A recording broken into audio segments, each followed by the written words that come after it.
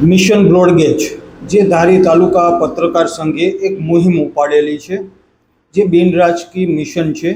અને આ મિશનમાં દરેક રાજકીય પાર્ટીઓના આગેવાનો સાથે સામાજિક સંસ્થાઓ તમામે જાહેર ટેકો આપેલો છે. અને અમારી સાથે આમ જોઈએ તો ખંભેથી ખંભો મિલાવીને આજે ઊભા છે. ત્યારે આપણી વચ્ચે હાજર છે રાજકીય પોતે પણ છે, પરંતુ અત્યારે સામાજિક લેવલે જે કામગીરી કરી રહેલા છે, સેવાકીય કામગીરી કરી રહેલા છે, એવા ભાઈ શ્રી રવિભાઈ ઈરાણીની સાથે આપણે વાતચીત કરીએ અને ડાયરેક્ટ સવાલ કરીએ. રવિભાઈ, હવે ખાસ કરીને રવિભાઈ, વ્યવહાર અને વેપાર સુરતનો હોય કે અમદાવાદનો હોય કે મુંબઈનો હોય, તમામની સાથે ધારી તો સંકળાયેલા છે. અને સાથે જ વર્ષ દરમિયાન જે અવર જવર કરે છે એમના માટે 100% ફાયદો છે. પરંતુ સાથે જ આપણી આસપાસ ફરવાલાયક સ્થળો છે. આજે ધારી શહેરની વાત કરીએ તો યોગી નગરી, યોગીજી મહારાજનું જન્મસ્થળ, એમાં ખાસ કરીને વધારો થયો તો કે ખોડિયાર ડેમ, ખોડિયાર મંદિર, એમાં પણ વધારો આપણે જોઈએ તો આંબડી સફારી પાર્ક, ખાસ કરીને ગીર વિસ્તાર હોય, સત્તાધાર હોય, પરબધામ હોય કે પછી જુનાગઢ હોય, આ બધા સ્થળોએ જે પ્રવાસીઓ પણ આવે છે એની અંદર પણ ખાસ કરીને ફાયદો થવાનો છે. અત્યારે તમે કીધું ધારી યોગી નગરી છે. યોગી બાપાના સેવકો, પ્રમુખ સ્વામી મહારાજના શિષ્યોથી માંડી, હરિભક્તોથી માંડી, વિદેશથી માંડીને અહીંયા સુધી આવે, અનેક પડતી મુશ્કેલી વેઠીને આવે, પ્રાઇવેટ વાહનો બાંધીને આવે.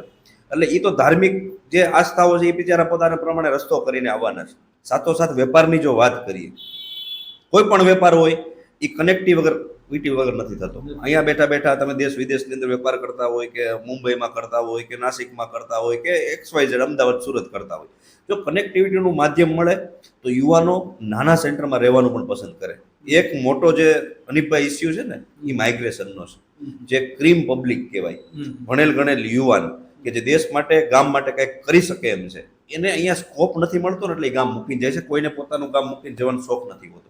જો આવી બધી કનેક્ટિવિટી હોય તો વેપાર ધંધામાં અહીંયા બેઠા બેઠા કરી શકતા હોય તો એને પણ અહીંયા રહેવું છે. એટલે અનેક ફાયદાઓ બ્રોડગેજ આવતા થવાના છે, એ સ્વાભાવિક છે.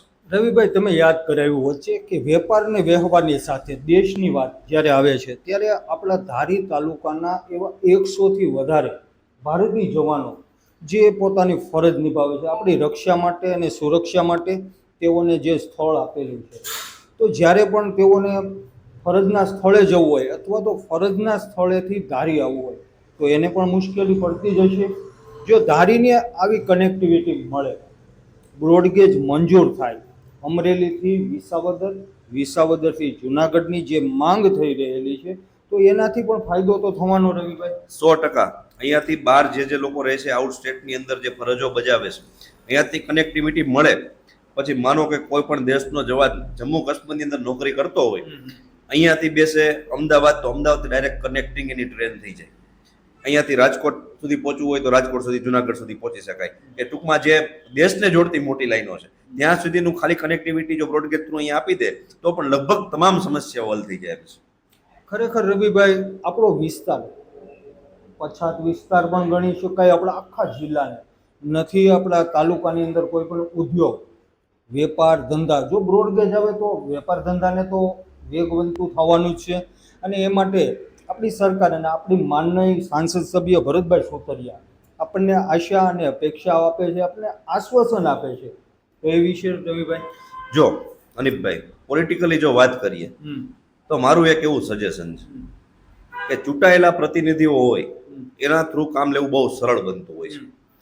પણ જ્યારે સરકારની અંદર તમામ એક જ પાર્ટીના લોકો બેઠા હોય તો પેલો પ્રશ્ન આપણે જ્યારે કમિટીને આગળ જઈએ રજૂઆત કરવા માટે, તો આપણી રજૂઆત એવી હોવી જોઈએ કે કયા કારણસર નથી થતું, કયા કારણસર ભાઈ બ્રોડગેજ નથી થતી, તો એની આગળ કંઈક જવાબ હશે, રેલવે વિભાગ આગળ જવાબ હશે કે આ કારણસર અમે નથી કરી શકતા. તો એ જે કારણો આપે, કયા કારણો આપશે એ મને ખબર છે, પણ દરેક કારણોના રેફરન્સ આપણી આગળ છે. પછી એમાં ઇકો સેન્સિટિવ ઝોનનો વિષય હોય, કનેક્ટિવિટીને લઈને મુસાફરોની સંખ્યાનો વિષય હોય, તો એ બધું આખા ઇન્ડિયા લેવલના રેફરન્સ જે દેવા પડે આપણી આગળ છે. કેમ કે જો તમને ઇકો સેન્સિટિવ ઝોનની વાત કરું, જંગલની જે વાત કરું, તો 15 જેટલી બ્રોડગેજો અભયારણ્યની અંદરથી નીકળે છે, સેન્ચુરીની. એમાં કાઝીરંગા હોય, રણથંભોર હોય, કે જેની અંદર આપણે ટાઈગર સેવનો જે અત્યારે પ્રોગ્રામ ચાલી રહ્યો એ બધા એમાં આવી જાય છે.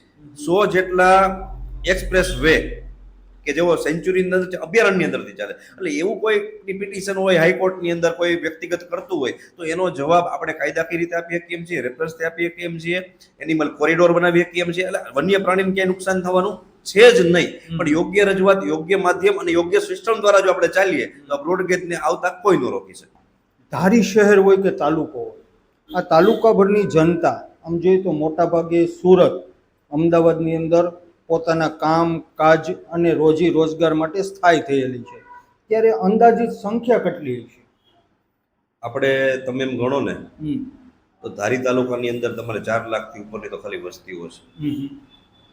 પછી પર્યટનની તમે વાત કરો, અહીંના જે સ્થાનિકો તમે 4 લાખ ગણો છો ને, 2 થી 2.5 લાખ લોકો તો બહાર હશે કે જે રેગ્યુલર આવતા જતા હોય, પ્રસંગોપાત આવવાનું થતું હોય. 2.5 થી 3 લાખ પર્યટકો દર વર્ષે હોય છે કે જે તુલસીશ્યામ જવાના હોય, સાસણ જવાના હોય, ખોડિયાર મંદિરે આવવાના હોય, સફારી પાર્ક આવવાના હોય. ટૂંકમાં આ લોકોનો ઘસારો બહુ છે. સિઝનની અંદર એસટીઓથી માંડી અને પ્રાઇવેટ બસોની અંદર જગ્યા નથી મળતી. એટલે મુસાફરો અને પ્રવાસો એ કોઈ ઇસ્યુ છે જ નહીં, એ તો પુષ્કળ પ્રમાણમાં છે.